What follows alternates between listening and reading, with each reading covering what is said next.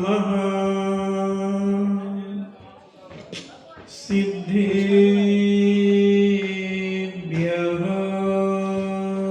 ॐ नमः सिद्धेभ्यः। ॐ नमः सिद्धेभ्यः। ॐ नमः सिद्धेभ्यः।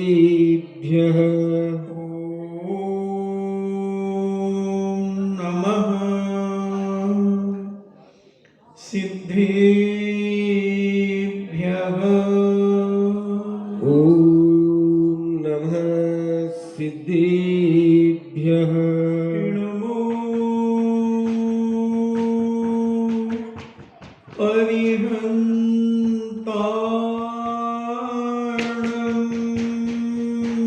नमो अरिहन्ताणाम्।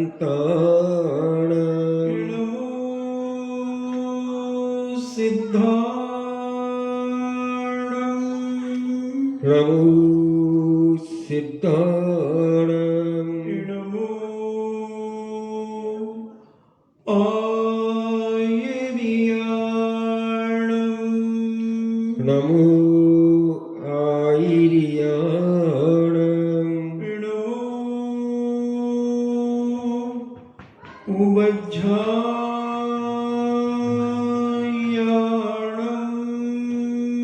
नमो उवज्झायाणम्। नमो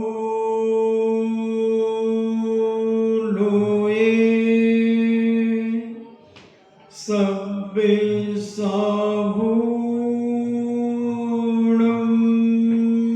नमो लोये सव्वसाहूणाम्। पंच परमेष्टि भगवान की जय। अहिंसामयी वीतराग विश्व धर्म की जय। देवादिदेव 1008 आदि ब्रह्मा आदिश्वर श्री आदिनाथ भगवान की जय। देवादिदेव 1008 चिंतामणि घोर उपसर्ग विजेता श्री पार्श्वनाथ भगवान की जय। देवादिदेव 1008 शासन नायक बाल ब्रह्मचारी भगवान महावीर स्वामी की जय। परम पूजनीय आचार्य श्रोमणि गुरुवर श्री विकुंद कुंद महामुनिराज की जय। परम पूजनीय आचार्य श्रोमणि गुरुवर श्री विद्यासागर जी महामुनिराज की जय। परम पूजनीय निर्यापक श्रमण मुनि श्री सुधा सागर जी महाराज की जय। परम पूजनीय 3,9 करोड़ महामुनिराजों की जय। तपोदय अतिशय क्षेत्र की जय। परम पूज्य क्षिलक श्री गंभीर सागर जी महाराज की जय। क्षमी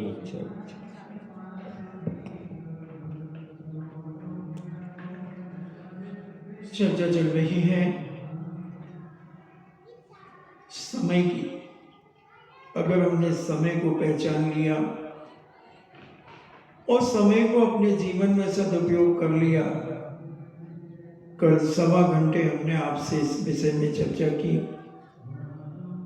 क्योंकि समय जा रहा है, समय आ नहीं रहा है, समय हर व्यक्ति का जा रहा है। जन्म लेते ही उसका समय जाना शुरू हो जाता है, उसका मरना शुरू हो जाता है। प्रति क्षण जीव मर रहा है। अब कौन इसे समझे कि हम प्रति क्षण मर रहे हैं? कौन इसे समझे कि हमारा समय जा रहा है? तो जैनाचार्य कहते हैं समझते तो बहुत सारे लोग हैं,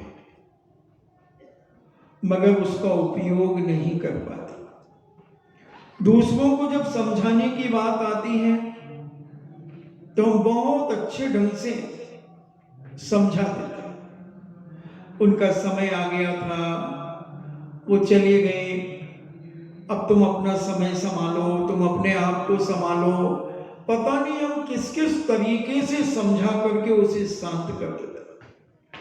मगर जब कोई हमारे कर्म का जब कोई समय आ जाता है तो हम इतने दुखी होते हैं, इतने दुखी होते हैं कि हमें कोई रोक ही नहीं पाता, हम किसी से समझ भी नहीं पाते। हम उस समय ऐसे हो जाते हैं जैसे छोटे बच्चे।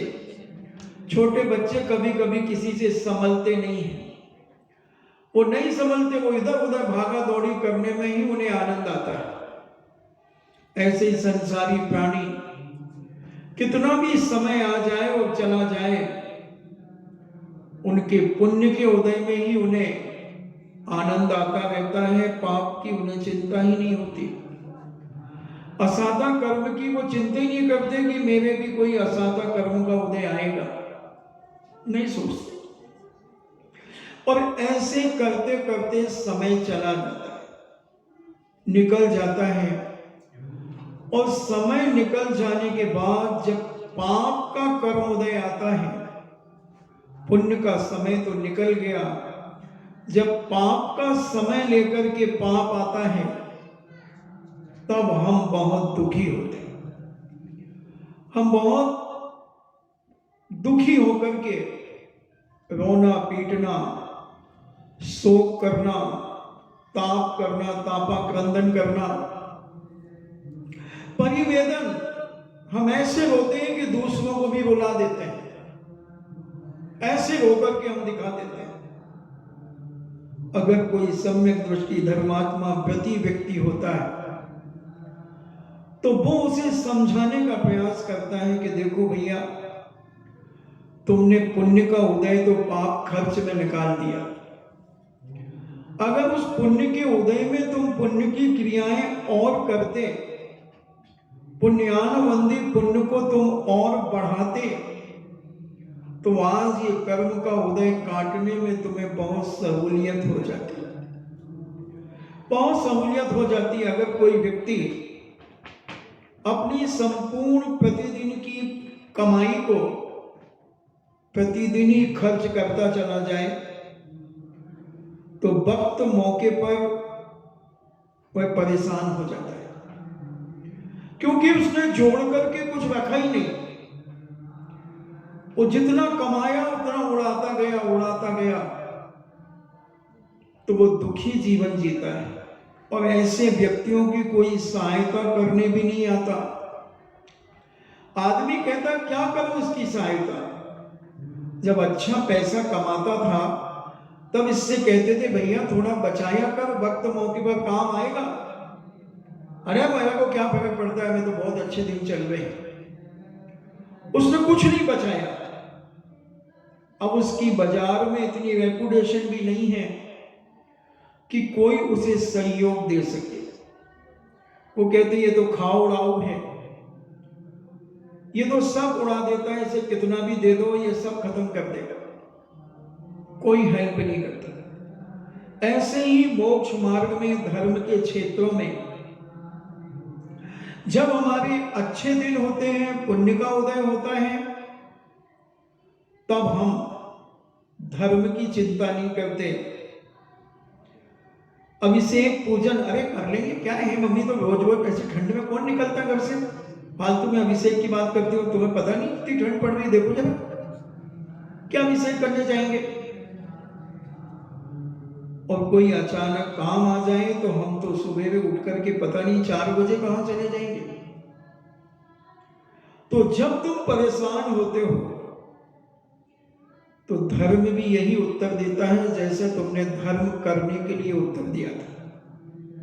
तुमने अपनी मां को जैसा उत्तर दिया था वैसा ही धर्म तुम्हें उत्तर देता है कि ऐसी ठंड पड़ रही है, तुम क्यों मेरे पास आ रहे हो, क्यों परेशान कर रहे हो मुझे, टाइम नहीं है मेरे पास तुम्हारी बात सुनने का। क्या सुनूं मैं तुम्हारी बात, क्योंकि तुमने मेरी बात को भी कभी गौर नहीं किया। तुम जब सब सुख सुविधाओं से संपन्न थे तब तुमने अपनी जिंदगी में जो पाप किया है वो पाप अब उदय में आया है। उस पुण्य के उदय में तो कोई फर्क नहीं पड़ा, तुम करते रहे, मगर अब फर्क पड़ रहा है क्योंकि अब तुम्हारा पुण्य छीन हो रहा है, छीन हो गया है। बच्चा शैतानी करने से कब मानता है?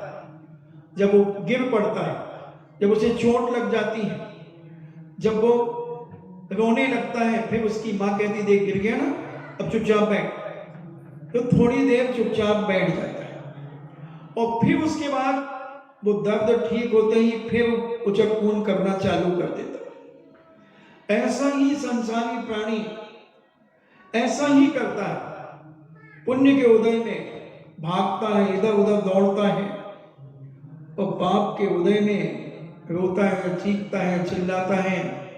फिर पुण्य का उदय आता है तो फिर भगवान को, धर्म को, गुरु को भूलकर पुनः संसार के पाप में लग जाता है।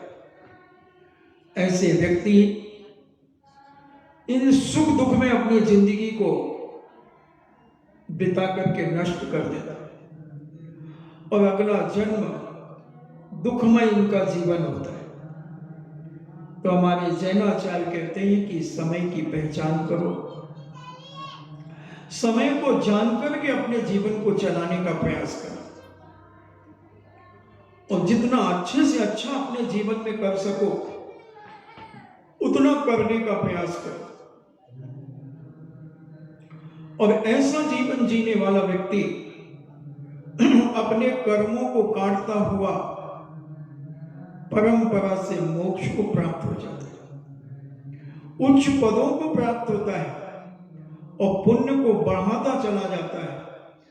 पुण्य और पाप ये दुनिया में दो चीजें ही महत्वपूर्ण है बंधुओं।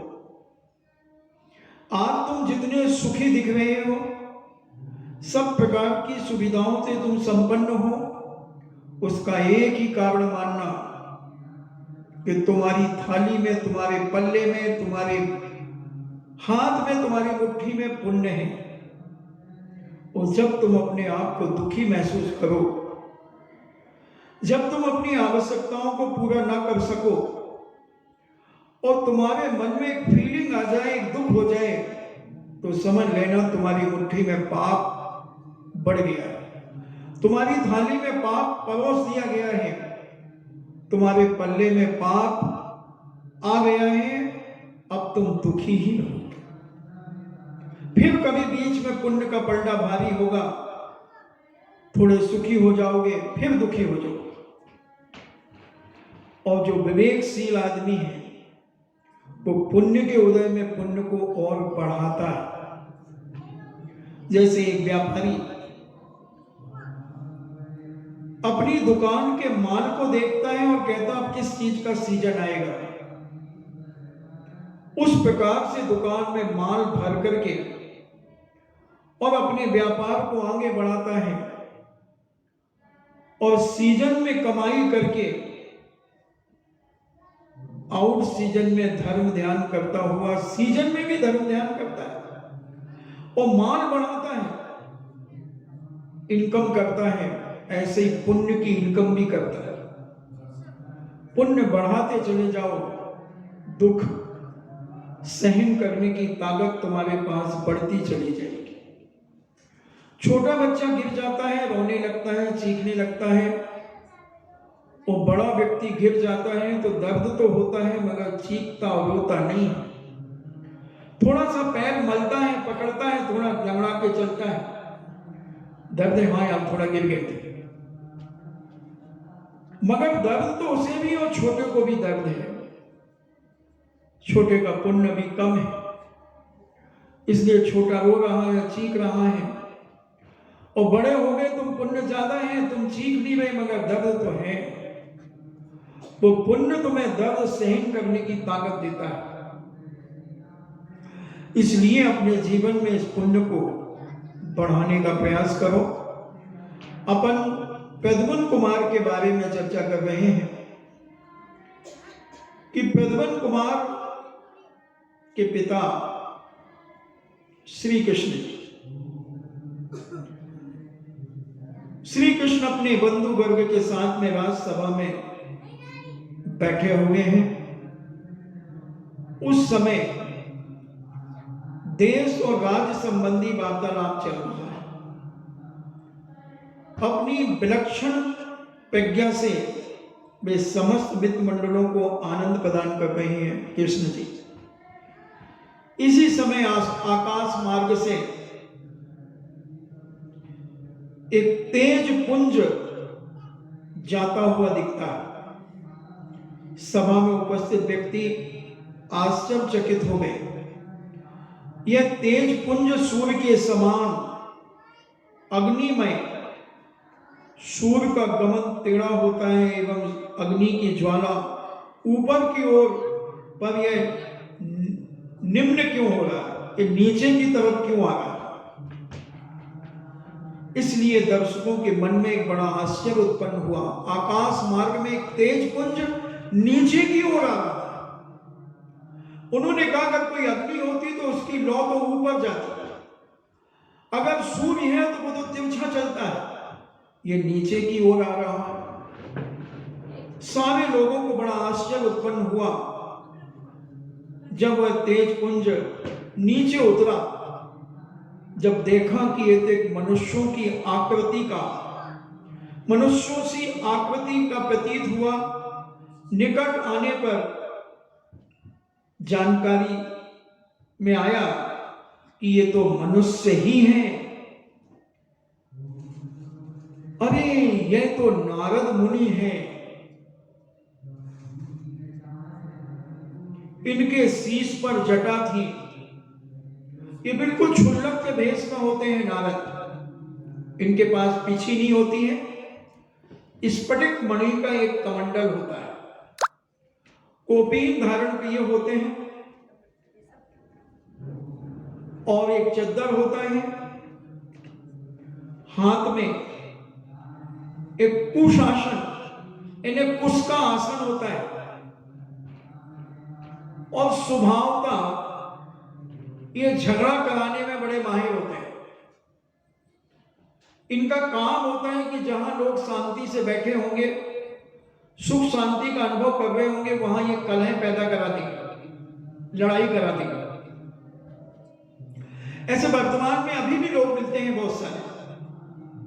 किसी के घर में अच्छी सुख शांति चल रही है, बहू बेटियों में, माताओं में, सास ससुर में अच्छा प्रेम चल रहा है, तो कोई ना कोई ऐसी नारदनी होगी जो वो आग लगाएगी। सासू को कहेगी, भाई आजकल तुम्हारी बहू बहुत देर तक मंदिर में बैठी रहती है, कुछ बातचीत हो गई, बिगड़ गई क्या कुछ? नहीं भाई, हमारे घर में तो बहुत अच्छा चल रहा है। वो गुमसुम सी भगवान को देखती रहती है, बैठी रहती है, न किसी से बोलती चालती तो कुछ है नहीं, ऐसा क्यों करती है? नहीं, वो तो सबसे अच्छे से बोलती है।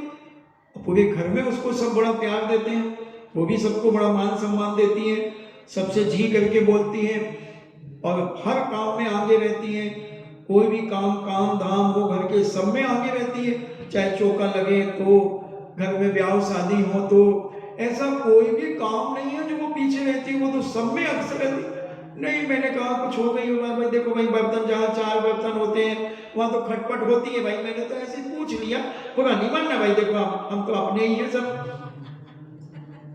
हाँ देखो, मेरे को जैसा होता है मैं वही प्रैक्टिकल देता हूं तुम्हें, क्योंकि वो बात तुम्हें बहुत जल्दी समझ में आती है।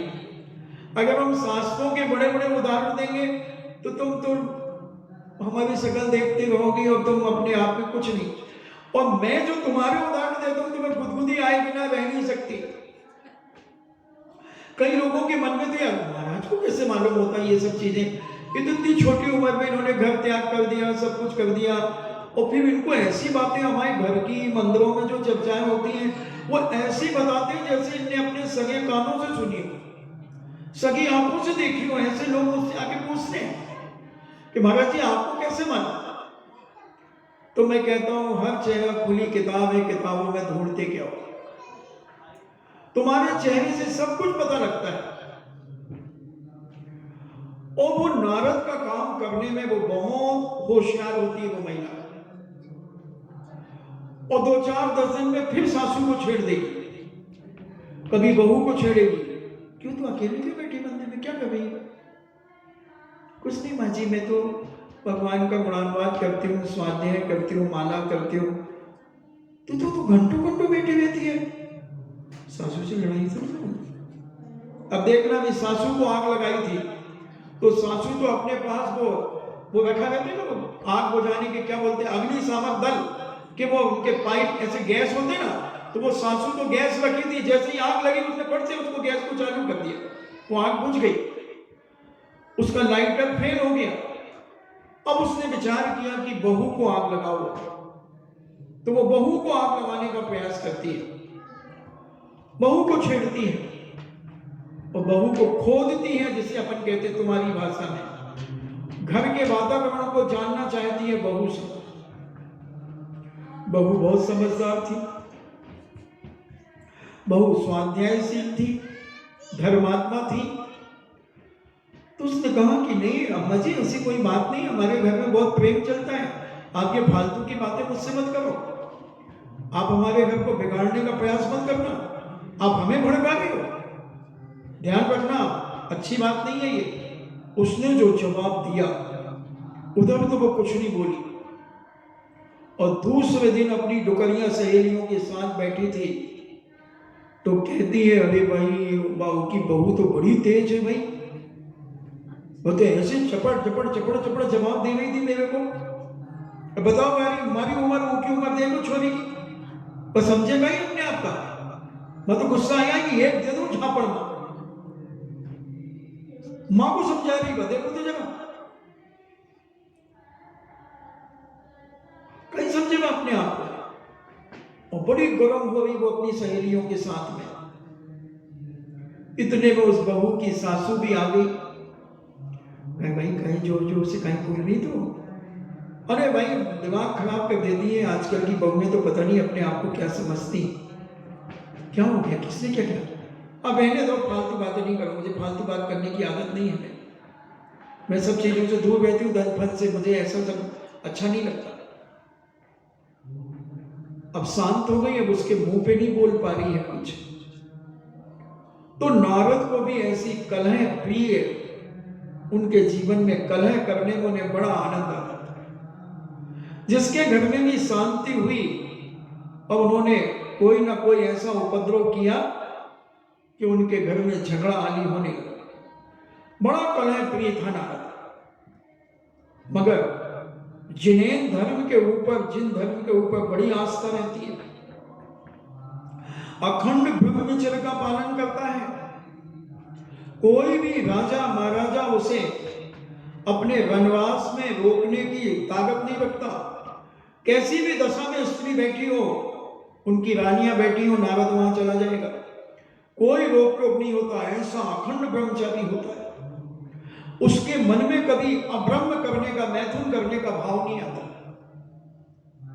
ब्रह्मचर्य का व्रत अखंड पालता है। स्वप्न में भी उसके मन में पाप नहीं होता ब्रह्मचर्य के संबंध में, मगर लड़ाई कराने में, भिड़ाने में तो 24 घंटे मास्टर होता है। बड़ा स्वाभिमानी रहता है, निष्पाप होता है और हास्य में आसक्त रहता है, हंसी मजाक करने में इतना मास्टर होता है। और कहते भी हैं झगड़े की जड़ हंसी और रोग की जड़ खांसी, बीमारी की जड़ खांसी है और झगड़े की जड़ हंसी है, हंसना।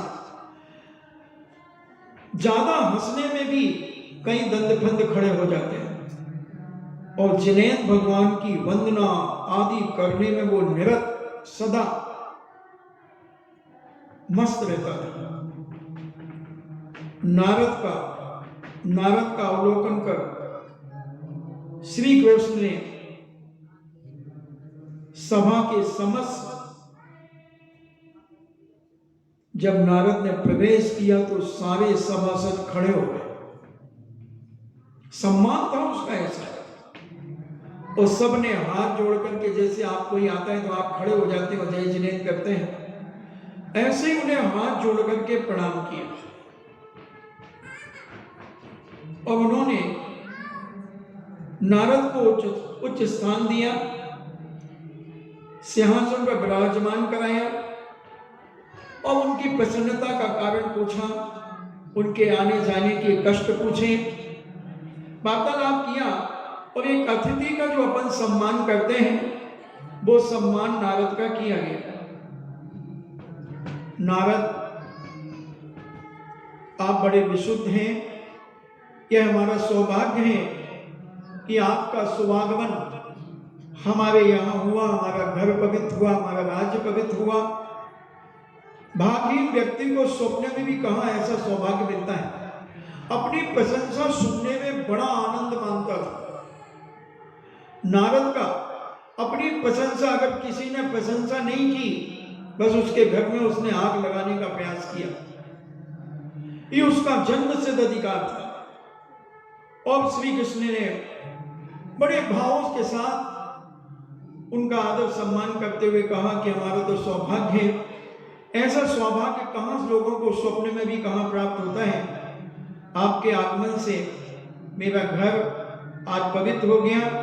निश्चित ही पूर्व भाव में मैंने कोई विशेष पुण्य किया होगा, जिस पुण्य के प्रभाव से आपका सानिध्य मुझे मिला। उसी पुण्य के उदय से मेरे पूर्व भाव के पाप नष्ट हो जाएंगे। वस्तुतः आप मुझे भूत भविष्य वर्तमान की योग्य पात्र बताएं। यदि ऐसा ना होता तो आप यहाँ आते क्यों? यानी आप कोई हमें खबर दीजिए, यहाँ वहाँ की जानकारी, खबरी लाल।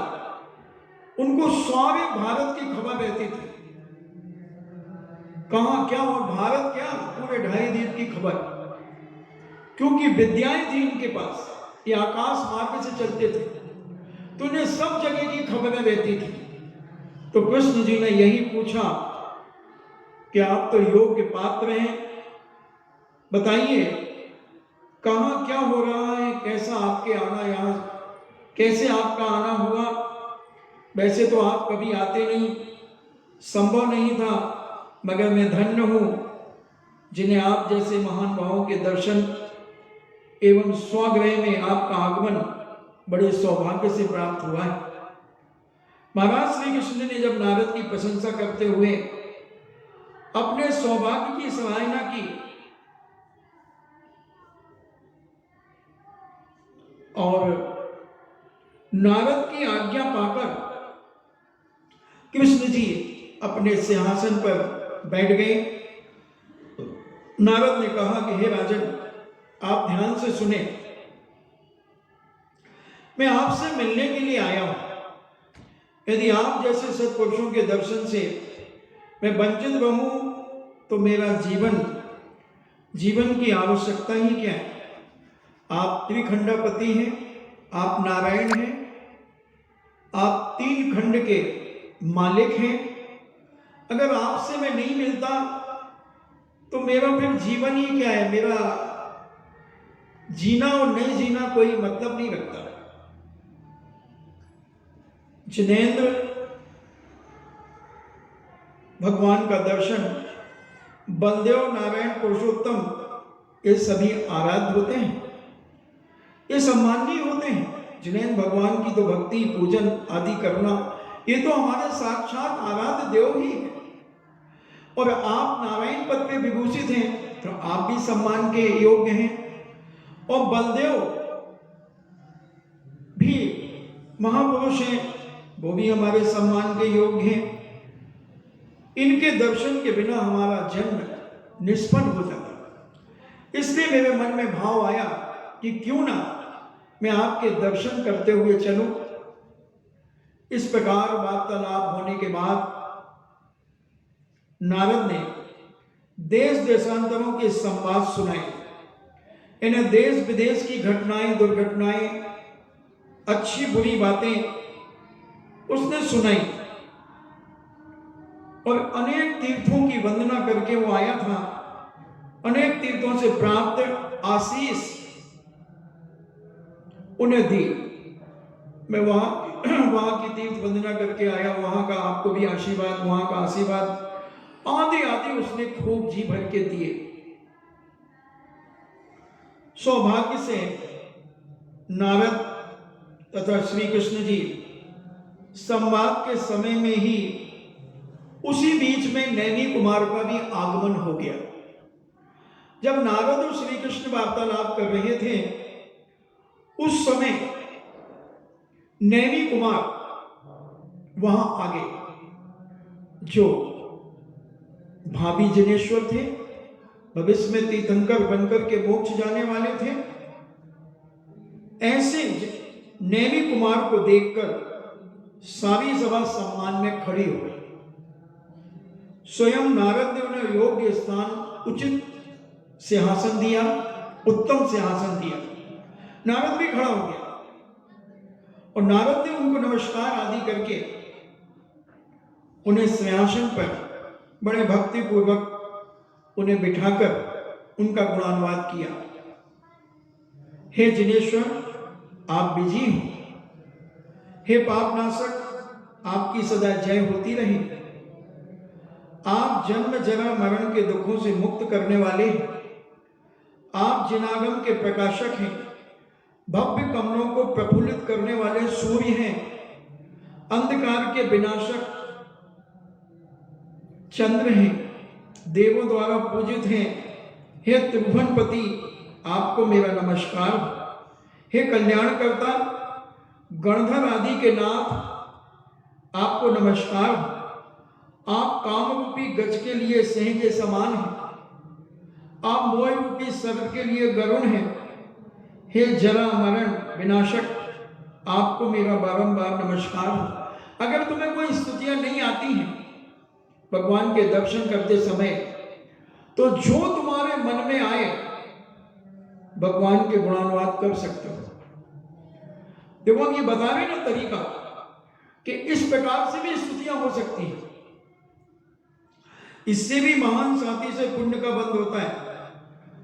ऐसी वंदना स्तुति करके नारद ने पुनः अपने योग स्थान पर नारद विराजमान हो गए। परस्पर कुशल क्षेम और प्रश्न आदि के बाद श्री नैमिनाथ और श्री कृष्ण बलभद्र सबको अपार आनंद हुआ और नारद जी की उपस्थिति में सबको प्रसन्नता का अनुभव हो रहा था। नारद ने महाराज श्री कृष्ण से कहा कि आप मेरी कथन ध्यान से सुने। मैं आपको जो बता रहा हूं आप उसे बड़े ध्यान से सुने। अनेक देशों में मैं भ्रमण करता हुआ, जिनैन भगवान की वंदना करता हुआ, आप भी मुझे विस्मृत नहीं कर सकते, यानी आप भी मुझे भूल नहीं सकते। मेरी सदा यही अभिलाषा रहती है कि आप सुख से रहें।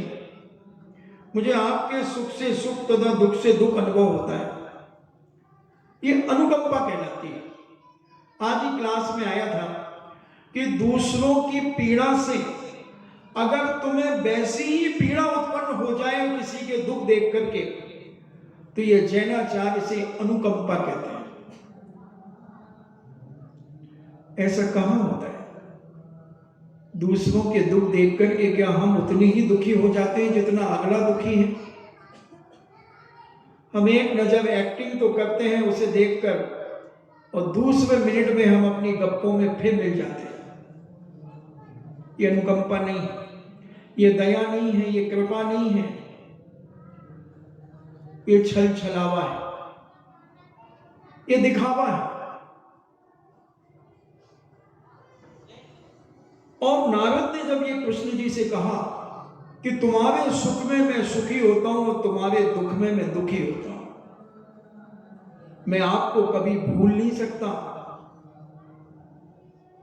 इसलिए मुझे आपकी रानियों के वनवास में जाकर के दर्शन करने की इच्छा प्रकट हुई है।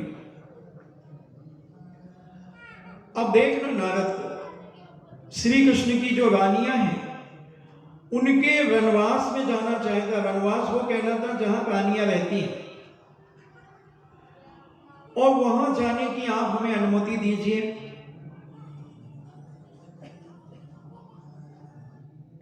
और मैं उन रानियों के दर्शन करके फिर यहां से वापस जाऊंगा। रानियां भी अन्य समान नारियों के सादृश्य हैं अथवा नहीं, अर्थात आप जैसी उदारता उनमें विद्यमान है अथवा नहीं, यह मैं जानना चाहता हूं। जैसा आपने मेरा सम्मान किया है, बहुमान किया है, ऐसे ही उदारता उन रानियों में है कि नहीं, कि तुम्हारे घर की महिलाएं अहंकारी हैं, कि उनमें यह सादृश्यता है कि जैसे पति गुणवान है, जैसे बलभद्र गुणवान है, ऐसे तुम्हारी नारियां, तुम्हारी धर्मपत्नियां, रानियां गुणवान हैं कि नहीं, कि वो अहंकार में फूली नहीं समाती हैं, अपने वैभव में अहंकार में डूबी हुई हैं। ये मैं देखना चाहता हूं, ये उदारता उनके पास विद्यमान है कि नहीं, कि इसका अभाव है। नारद ने घुसपैठ करने का प्रयास करना शुरू कर दिया। श्री कृष्ण से अनुमति लेकर नारद अंतःपुर की ओर चल पड़े। इन नारियों के जो वनवास थे, रहने के स्थान थे, उनके महल थे, उन महलों में जाने के लिए वो चल पड़े। उन्होंने विचार किया कि सबसे पहले किसके पास चला जाए। सबसे पहले सत्यभामा के पास चलते हैं, जो श्री कृष्ण की पटवानी है। मुख्य उनकी जो पटवानी है उसके पास चलते हैं, सत्यभामा के पास। और सत्यभामा के दर्शन मुझे करना ही चाहिए, क्योंकि बड़ों के दर्शन करने से मन प्रसन्न हो जाता है, आनंद से भर जाता है। तो दर्शन करना, यह नारद ने अपना विचार बनाया और नारद सत्यभामा के महल की ओर चल पड़े। उन्होंने दूर से ही सत्यभामा को देखा। वह सत्यभामा अपने सुंदर रूप को एक दर्पण में निहार रही थी और अपने रूप की प्रशंसा कर रही थी कि मुझसे ज्यादा सुंदर कौन हो सकता है। नारियों में इसी में आनंद आता है, नारी को बार बार कांच देखती है। एक आभूषण पहनेंगी, फिर कान उसमें कांच में जाकर के देखेंगी कैसा लग रहा है। लेमन टोपियो लटकाती थी, पहले तो बड़े बड़े लेमन टोपियो देखती थी कैसे लग रहे हैं। चुड़ैया को यूं बाहर ऊपर ला करके उसमें लेमन टोपियो लगाती थी, उसको देखती थी। तो ये सारे श्रृंगार कर करके अपने रूप को निहारा करती हैं। नारियां रूप की ही भूखी होती है। कोई उनकी थोड़ी सी तारीफ कर दे तो उसके लिए तो वो मरने और मिटने को तैयार हो जाए। थोड़ी सी तारीफ भर कर दे उनकी। और सत्यभामा अपने श्रृंगार और अपने रूप की अनेक अनेक आकृतियां सब कांच में निहार रही थी और श्रृंगार करने में व्यस्त थी। सामने दर्पण था जिसमें वह अपनी अपूर्व सुंदरता को निहार रही थी और बार बार प्रसन्न हो रही थी कि उसे श्री कृष्ण जी और ज्यादा सम्मान प्रदान करेंगे। जितनी मैं सच करके श्रृंगारित होकर के उनके पास जाऊंगी, वह उतने ही प्रसन्न होंगे, वो आनंद से भरेंगे। और जिसमें वह निमग्न थी और नारद का उसी समय आगमन हुआ। जब नारद उनके पीछे जाकर सहसा खड़े हो गए, यानी सत्यभामा के पीछे जाकर के उनके श्रृंगार रूम में, आपका क्या ड्राइंग रूम क्या बोलते हैं, वही ना, हाँ, ड्राइंग रूम में आप बड़ा कांच होता बताते, एक ऐसा स्टैंड लगा होता है, उसमें ग्लास वास होते हैं, कांच लगा होता है। तो उनके राजा महाराजाओं के यहाँ तो बड़े बड़े कांच लगे थे, पूरा कमरा ही कांच का बना हुआ था और अनेक अनेक सुंदर तरीके से कमरा भी सजा हुआ था। सत्यभामा अपने रूप का निहार उसमें कर रही थी और पीछे आकर के नारद जी खड़े हो गए। उसने दर्पण में नारद का प्रतिबिंब देखा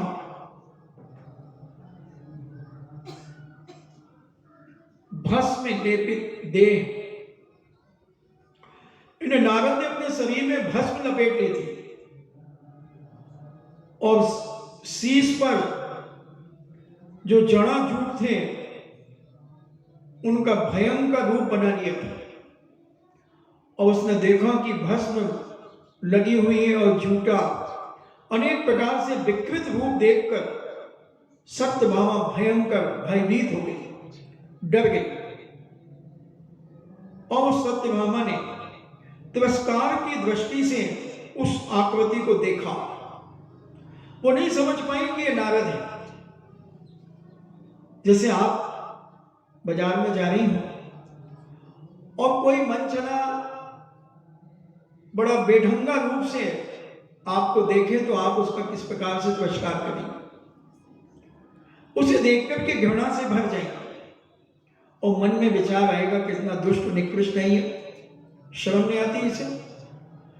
ऐसे ही कुछ भाव सत्यभामा के अंदर भी प्रकट हुए और सत्यभामा ने उसका तिरस्कार की दृष्टि से उस आकृति को देखा और उसने विचार किया कि मेरी सुंदरता के सामने ये कौन सा विकृत पुरुष यहां आ गया, विकराल छाया है इसकी। नारद को उसकी यह मनोदशा समझते विलंब न लगा और नारद उसके अंदर की बात को समझ गया कि मेरा तिरस्कार करने के लिए तैयार हो गई है।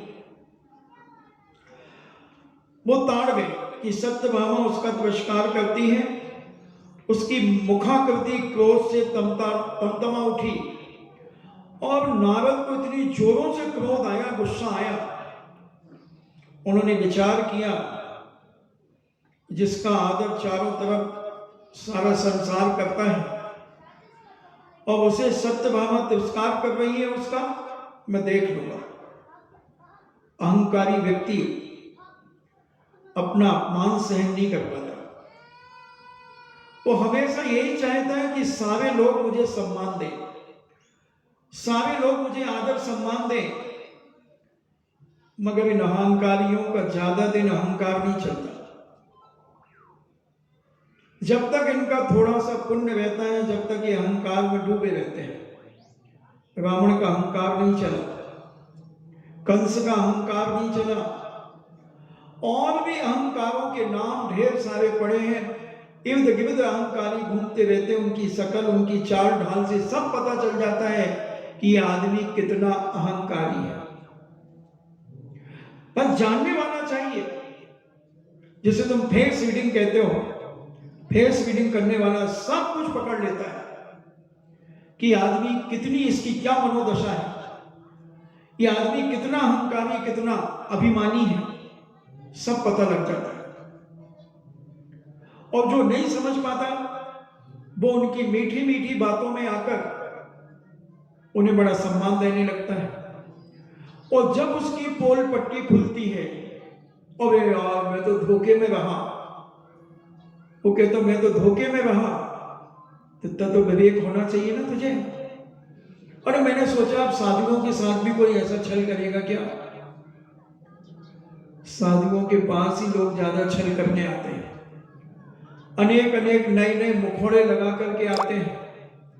सोचते साधु क्या जाने, साधु से तो अपन जो कह देंगे साधु वो ही मान जाएगा। और साधु तो जैसे वो सहज होता है, सरल होता है, तो वो अपने जैसे सबको समझता है।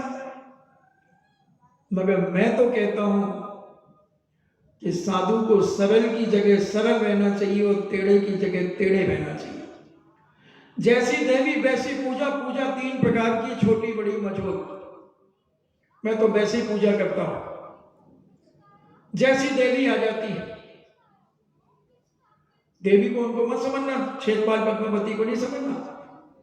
देवियां तो तुम्हें कह रहा हूं मैं, श्री देवियां और श्री देव। तो जैसा आदमी मेरे पास आता है मैं उस प्रकार से उसके साथ पेश आता हूं। अगर कोई सच्चे मन से और सरल मन से आया है तो मैं भी बहुत सरल और सच्चे मन से उससे वार्तालाप करता हूं। और अगर वो दिखावा करने आया है, फॉर्मेलिटी करने आया है, अपना प्रभाव मेरे ऊपर डालने आया है तो उसको तो 10 जन्म लेना पड़ेंगे अपना प्रभाव मेरे ऊपर डालने में। मैं आज तक किसी से प्रभावित नहीं हुआ। मैं देव शास्त्र गुरु के अलावा किसी से प्रभावित होता ही नहीं, चाहे वो अरबपति खरबपति के वो ना आ जाए। मेरे को क्या लेना देना, तू अपने घर का होगा अरबपति खरबपति, मेरी तो वो झोपड़ी पर्याप्त है। मुझे करना क्या है, एक टप्पर चाहिए, 4 तरफ से 3 तरफ से दीवार, एक दरवाजा, वही मेरा स्थान है। और मुझे तो कोई मतलब नहीं, लेना देना क्या है मुझे। तू वहीं से तो अपने घर का गरीब है, तो अपने घर का मध्यम वर्गीय है, तो अपने घर का, मेरा क्या करेगा तू। मेरा पुण्य होगा तो मुझे सब कुछ मिलता रहेगा, मेरे पाप का उदय होगा तो तुम देते रहोगे तो बालचंद जी आ जाएंगे, जीवराज आ जाएंगे, जीवचंद जी आ जाएंगे। अब बोलो क्या करो। 32 अंतराय हैं, वो कोई ना कोई विघ्न डाल देगा। इसलिए अपने कर्तव्य निष्ठ होकर के मैं तो अपना जीवन जीने का प्रयास करता हूं और यही चाहता हूं कि प्रत्येक व्यक्ति अगर अपने कर्तव्य निष्ठ होकर अपना जीवन जिए तो उसके जीवन में एक न एक दिन जरूर 4 चांद लगेंगे। उसका जीवन निश्चित सम्मानित होगा, लोग उसे सम्मान की दृष्टि से देखेंगे। अभी बहुत सारे लोग हैं जिनको लगता है कि मेरा बहुत सम्मान हो रहा है, मुझे बहुत अच्छे लोग प्रेफरेंस दे रहे हैं, मगर वो बहुत बड़ी गलतफहमी में, बहुत बड़ी गलतफहमी में। क्योंकि जो इसका भूखा होता है उसे कभी वो चीज मिलती नहीं, और जो इसकी उपेक्षा करता है, मान सम्मान की चिंता ही नहीं करता, अपना कर्तव्य करता है कि मेरा कर्तव्य क्या है, एक श्रावक होने के नाते, एक श्राविका होने के नाते, या एक त्यागी व्यक्ति होने के नाते, एक साधु संत होने के नाते मेरा कर्तव्य क्या है।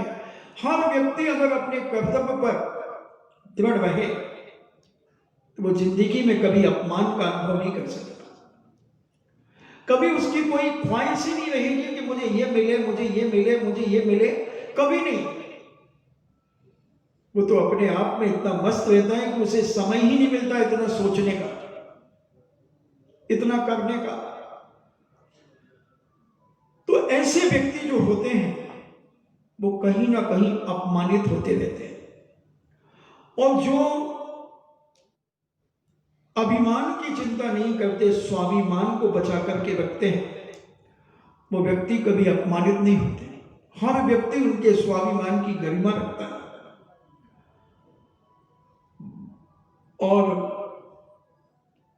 नारद ने सोचा कि इस नारी ने मेरा उचित सम्मान नहीं किया, जिसके स्वभाव का पता नहीं है उसके यहां सत्पुरुष नहीं जाते। नीति है, अगर जो अनजान व्यक्ति है उसके यहां सत्पुरुष नहीं जाएंगे, क्योंकि उसका स्वभाव न जाने कैसा है। इस प्रकार विभिन्न प्रकार के संकल्प विकल्प उसके मन में उठने लगे, और इस घटना को सोचते सोचते श्री कृष्ण के अंतःपुर से नारद बाहर निकल गए और कैलाश पर्वत की ओर चल पड़े।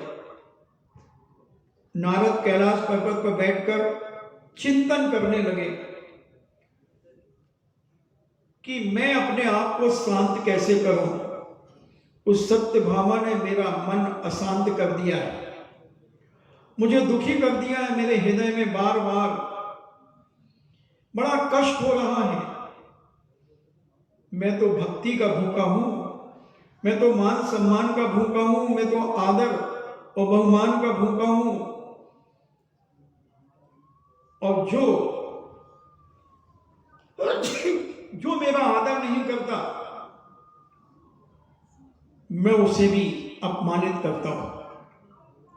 मैं उसे, जो मेरा आदर करता है मैं उसे हृदय से मानता हूं, और जो मेरा तिरस्कार करता है मैं उससे क्रोधित हो जाता हूं। 2.5 दिन की समग्र भूमि में मेरा विचरण होता है। वहां के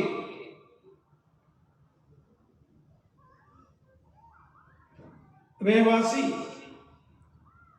सभी मेरी वंदना करते हैं, किंतु सत्यभामा ने मेरा निरादर किया है, अतएव मेरा हृदय कलुषित है।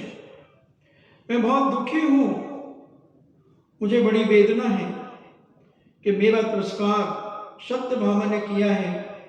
मैं अपने आप में घुट रहा हूं, किस प्रकार से मैं उसे दुख दूं। ऐसा वह विचार कर रहा है कि ऐसा दुख का सामना सत्यभामा का मैं कैसे कराऊं, क्या करूं कि सत्यभामा दुखी हो जाए और उसका अभिमान अवश्य चूर करना चाहता हूं। ऐसा वह नारद अपने मन में विचार कर रहा है। मैं उसे दुखी देखकर ही शांत होऊंगा। कई लोग होते हैं, किसी की सुख शांति देखकर के उन्हें बड़ी घृणा होती है, तो वे उसे दुखी कराने के लिए कोई ना कोई षड्यंत्र रचते हैं। और जब खुदा ना खास्ता कभी कोई पूर्व जन्म के कर्मों के उदय से कोई व्यक्ति सुखी जीवन जी रहा था, कोई ऐसी परेशानी आ जाए तो उसको फिर खुशी होती, देखो मेरे को सताया था ना, अब देखो साले को क्या पता चल रहा है।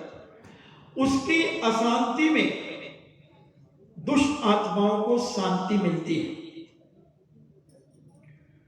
तो नारद कहता है, जब तक मैं उसे दुखी नहीं देख लूंगा तब तक मैं शांत नहीं होऊंगा। पहले तो नारद ने यह विचार किया कि किसी के द्वारा सत्यभामा का अपहरण कराऊं। देखना, जो सम्मान के भूखे होते हैं वो क्या क्या करा सकते हैं, कितना गंदा विचार अपने मन में ला सकते हैं। सत्यभामा का अपहरण कराने का विचार आ गया तो इसे हार्दिक संताप होगा, इसके हृदय में वेदना होगी, पर तत्काल ही उनकी विचारधारा बदल गई। कारण यह था कि वो श्री कृष्ण के अंतरंग के सखा थे, यानी श्री कृष्ण के बहुत नजदीक के मित्र थे। सत्यभामा के अपहरण से उन्हें घोर दुख होगा, तो श्री कृष्ण को घोर दुख होगा अगर सत्यभामा का अपहरण हो जाएगा तो। यह उन्हें युक्ति उचित नहीं लगी। तब उन्होंने अन्य युक्ति सोची, यदि मायाचारी के विशेष करके सत्यभामा को पर पुरुष पर असक्त दिखा दिया जाए। देखना, एक छोटी सी बात को लेकर के कितने षड्यंत्र रचाने का विचार कर रहा है। अरे तू आया था, तेरे को देख करके वो खड़ी नहीं हुई थी, उसने जय जिनेन्द्र या प्रणाम नहीं किया था तो नहीं किया था, मगर उसका अपहरण करने का विचार कर रहा है। या फिर मायाचारी से उसको पर पुरुष में असक्त, यानी पर पुरुष के जाल में फंसी हुई नारी सिद्ध करना चाहता है, यानी उसके चरित्र में दोष लगाना चाहता है। ऐसा वह अपने मन में विचार कर रहा है। ऐसा किया जाए तो श्री कृष्ण को उसके प्रति घृणा हो जाएगी। अगर मैं ये दिखा दूं कि सत्यभामा दूसरे पुरुषों से,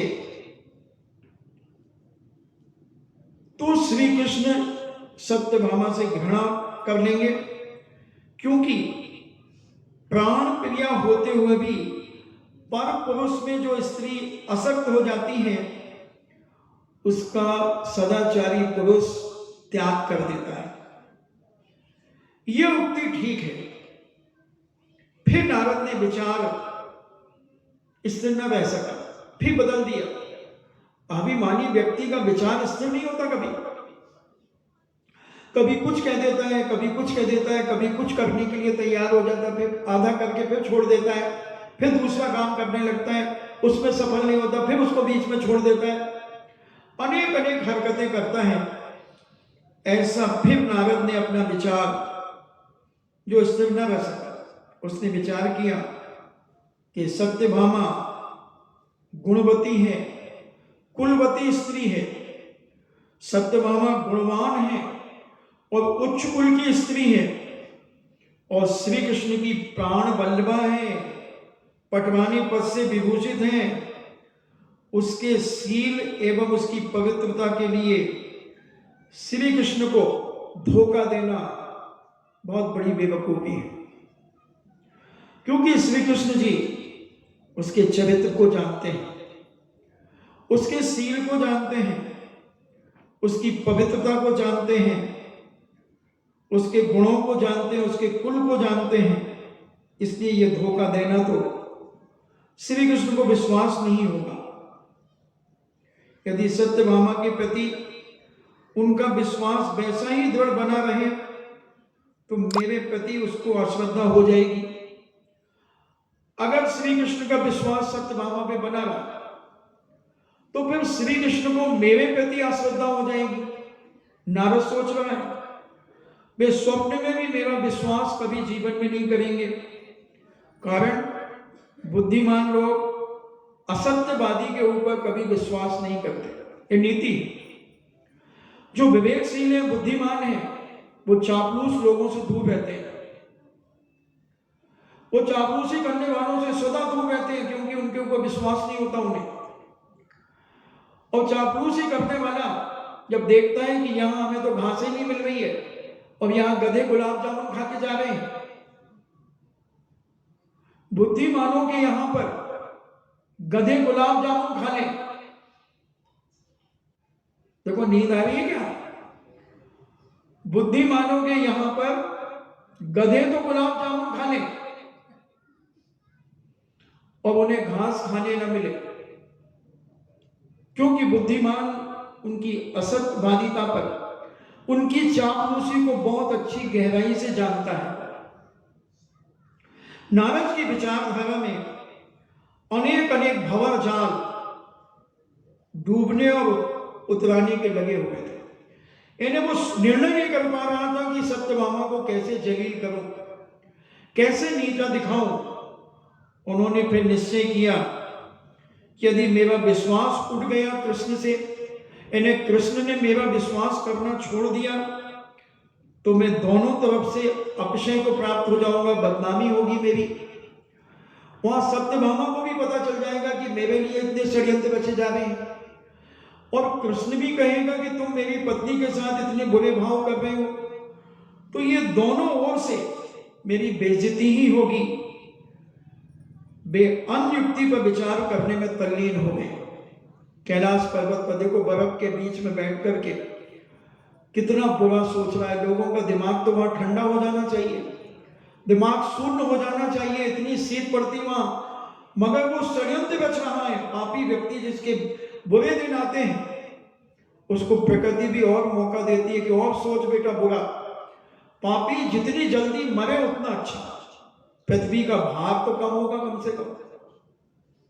अभिमानी व्यक्ति मरे, जितनी जल्दी मरे, पृथ्वी में कम से कम उसकी क्रियाओं को देखकर दूसरे लोग तो नहीं बिगड़ेंगे। मैंने एक दिन एक उदाहरण दिया था कि एक व्यक्ति अपने नगर की पूरी शराब खरीदता था और नालों में बहा देता था। प्रतिदिन उसका काम था, जितनी भी शराब उसके नगर के आसपास बनती थी, आती थी, बिकती थी, वो सब खरीदता था और वो नालों में फेंक देता था, नालों में बहा देता था। और जितनी भी नित्यांगनाएं थी उसके नगर में, उन सब नित्यांगनाओं के घर में जाकर शाम को ही दिन में वह इतना पैसा देकर के आता था और कहता था कि शाम को अपना दरवाजा मत खोला, किसी को आने मत देना अपने घर में। तो सारे नगर के लोग उसे बेवकूफ और पागल समझते थे कि कैसा पागल आदमी, इतनी मेहनत करके पैसा कमाता है और सारे नगर की दारू खरीद करके नालों में बहा देता है, न पीता है न पिलाता है। और जो नित्यांगनाएं हैं, वेश्याएं हैं, उनको पैसे दे करके आ जाता है कि तुम किसी से अब पाप मत करना, लो कितना पैसा चाहिए तुम एक दिन में कितना पैसा कमाती हो हमसे लो, मगर अपने घर का दरवाजा किसी पापी के लिए मत खोलना। तो सारी दुनिया के लोग उसे पागल समझते थे, बेवकूफ समझते थे, लोग उसकी कोई कदर नहीं करते थे।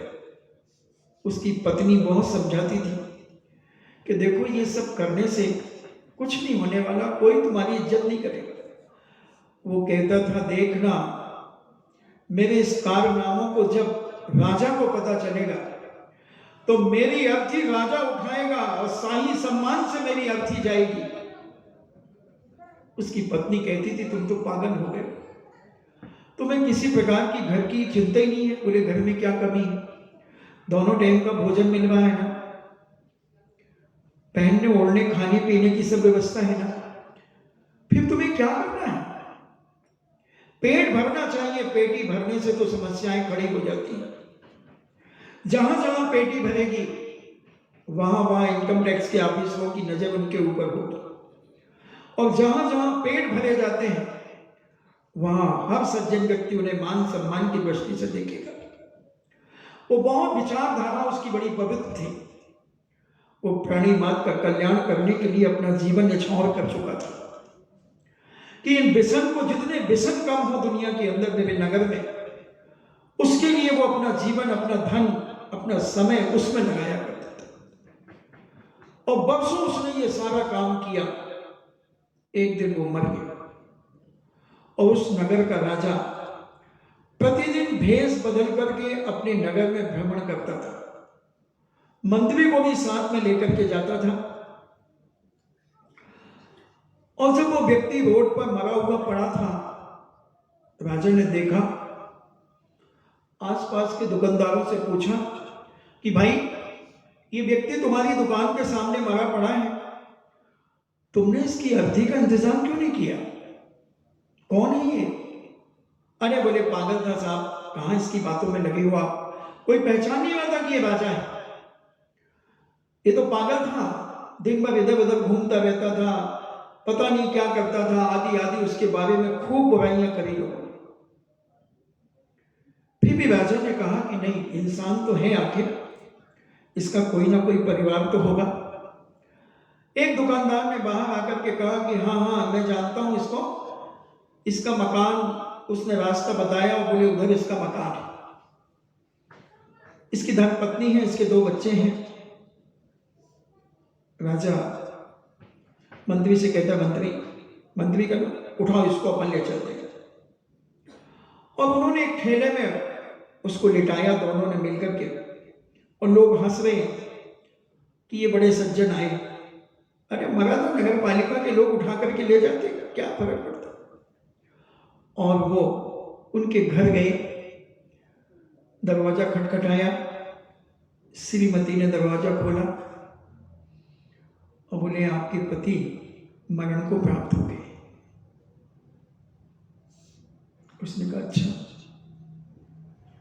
तो बोले सारे लोग इनको पागल, बेवकूफ, न जाने क्या क्या कह रहे हैं, इन्होंने अपनी जिंदगी में क्या किया है?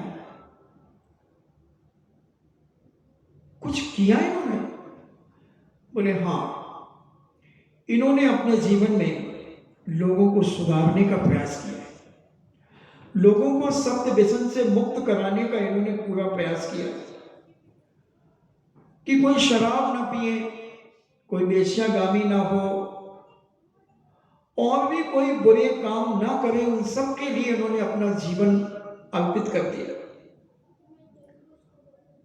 इन्होंने अपना सारा पैसा, बाप दादाओं का पैसा, खुद का कमाया हुआ पैसा, सब कुछ परोपकार में लगा दिया। बस इन्होंने ये मकान बनाया है और 2 टाइम के भोजन की व्यवस्था हमारे परिवार की है। राजा तो था ही, और इनके कुछ विचार थे। बोले हाँ, जब मैं इनसे कहती थी कि देखो इस करने में आज के जमाने में कोई फायदा नहीं है, कोई इसकी कदर नहीं करता, क्योंकि पापियों की संख्या दिन प्रतिदिन बढ़ रही है, शराबखोरी बढ़ रही है, व्यसन बढ़ रहे हैं, परस्त्रीगामी बढ़ रहे हैं, वेश्यागामी बढ़ रहे हैं। आप इसमें क्या फालतू की बातें कर रहे हो? देखो ना आप कितने पाप हो रहे हैं। आज बड़े बड़े होटलों में किस प्रकार के पाप होते हैं, किटी पार्टी के नाम पर क्या क्या अत्याचार और अनीति हो रही है। सब कुछ पाप आज दुनिया में इतनी तेजी से बढ़ रहे हैं, मगर ये सुनते नहीं थे। ये कहते थे तू देखना, राजा मेरी अर्थी को उठा के ले जाएगा। राजा ने जब ये सब बात सुनी, राजा आश्चर्यचकित हो गया कि मेरे राज्य में ऐसे व्यक्ति भी थे जो व्यसन मुक्ति कराना चाहते थे, लोगों के अंदर के पाप मिटाना चाहते थे, और अपने पैसे से शराब खरीद करके नालों में बहाता था। उन बेचारी बेश्याओं को अपना पैसा देकर के आता था और कहता था अपना कोठा बंद रखना, जिसमें कोई पापी तुम्हारे साथ पाप कर ना सके और पापी ना बन सके। ओह, ऐसे उपकारी आज कहां मिलते हैं। और राजा ने फौरन मंत्री से कहा, मंत्री शाही तैयारियां करो, राजमहल में सूचित करो और शाही तैयारियां करो जैसे कोई राज्य का बहुत बड़ा अधिकारी मरण को प्राप्त हुआ है। मृत्यु की धुन बजना चाहिए, बैंड होना चाहिए, सेनाई होना चाहिए, और सारी दुनिया को दिखाओ, जगह जगह पोस्टर चिपकाओ कि फला व्यक्ति ने अपनी सारी चंचला लक्ष्मी परोपकार में लगा दी, व्यक्ति के चरित्र को ऊंचा उठाने में लगा दी, व्यक्ति का जीवन ऊंचाइयां छुलाने में लगा दिया। स्वयं कैसा भी रहा मगर उसने अपनी सारी जिंदगी समाज सेवा में लगा दी, प्राणी मात्र के कल्याण की भावना में जीवन बिता दिया। इसके जगह जगह पोस्टर लगाए जाएं और जगह जगह चिपकाए जाएं और सारी जनता को ये घोषणा कराई जाए कि हमारे देश, हमारे नगर का एक बहुत बड़ा स्वाभिमानी व्यक्ति मरण को प्राप्त हुआ है, एक परोपकारी व्यक्ति मरण को प्राप्त हुआ है। प्रत्येक व्यक्ति अपने अपने घर से एक एक श्रीफल लेकर के आए और उसकी अर्थी पर वो श्रीफल चढ़ाकर उसकी अर्थी का दाह संस्कार करें। और राज दरबार से चंदन की लकड़ी लाई जाए, घी का पीपा लाया जाए, कई पीपे घी के लाए जाए, चंदन की लकड़ी लाई जाए, नारियल के गोले लाए जाए। हम सारे नगरवासियों को ये दिखाना चाहते हैं कि परोपकारी व्यक्ति का सम्मान कैसे होता है। अहंकारियों का सम्मान नहीं होता, परोपकारियों का सम्मान होता है, परोपकारियों का सम्मान होता है। और नगर में डिंडोरी पीट दी गई, सारे जनता उस स्थान पर इकट्ठी होने लगी, बड़ा शाही अर्थी बनाई गई और राजा ने अपना रूप बदला, ओरिजिनलिटी में आया, अपना सत्य रूप पर आया जो राजा का भेष था, मंत्री का भेष था। सारे राज्य के अधिकारी पदाधिकारी, राज दरबार पूरा का पूरा और बड़े सम्मान के साथ सेना के कमांडर आदि सब ध्वनि बजा करके, जैसे मिलिट्री में ध्वनि बजती है, ऐसे सम्मान के साथ उसकी अर्थी निकाली और सारे नगर के नर नारी उसकी अर्थी में कंधा दे रहे थे और राजा साहब आगे आगे चल रहे थे, बैंड बाजे चल रहे थे, धुन बज रही थी। नगर आंख फाड़ के देख रहा था, उसका मुख खोला रखा गया था।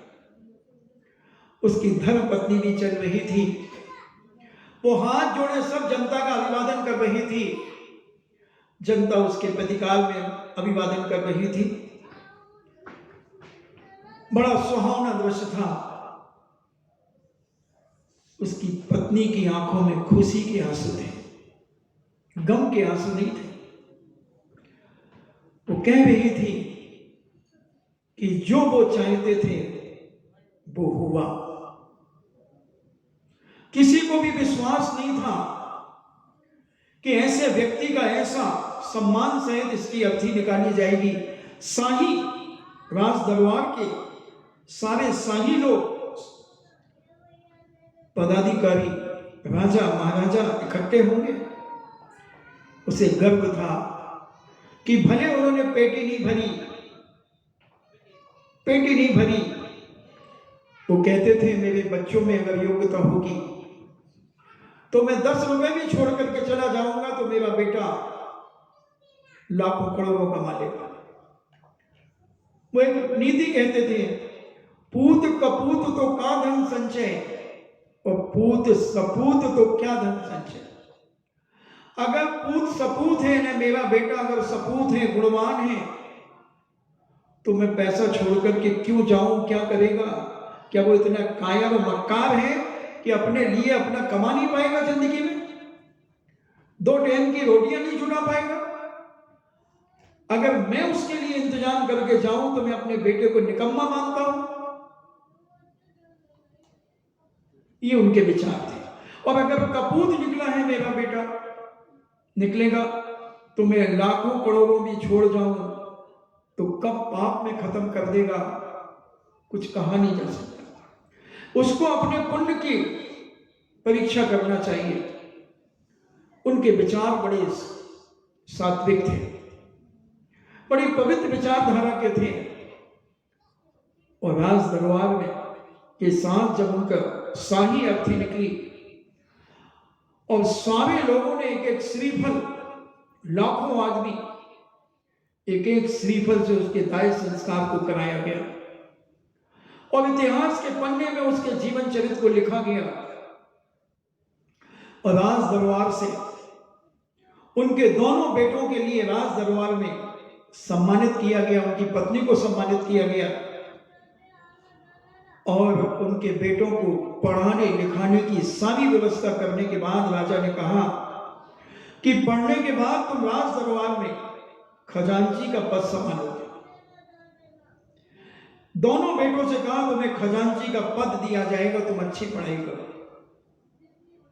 तो बंधुओं, परोपकारी व्यक्ति हर जगह सम्मान पाते हैं और अहंकारी व्यक्ति हर जगह अपमान पाते हैं। आपके जीवन में अपमान ना हो, आपके जीवन का सम्मान हो। इन्हीं मंगल भावना कामना के साथ सबकी आत्मा परमात्मा बने। जिनवाणी स्तुति। जिनवाणी के ज्ञान से सूझे लोकालोक, सो वाणी मस्तके ध्वरो सदा देत हूँ धोख।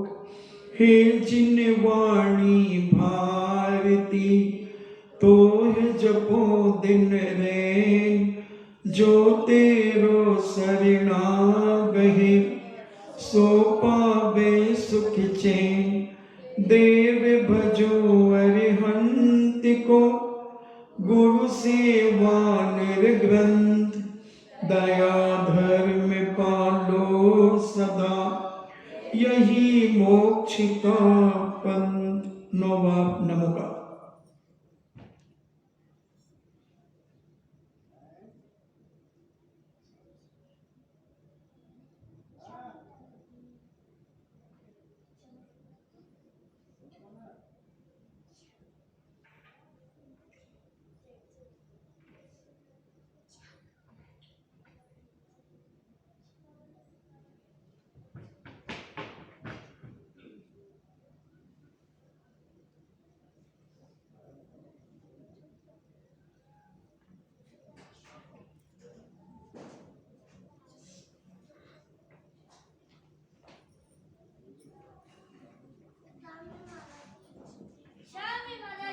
परम पूजनी द्वादशांग जिनवाणी माता की सुत देवता, शुद्ध देवता, शुद्ध देवता।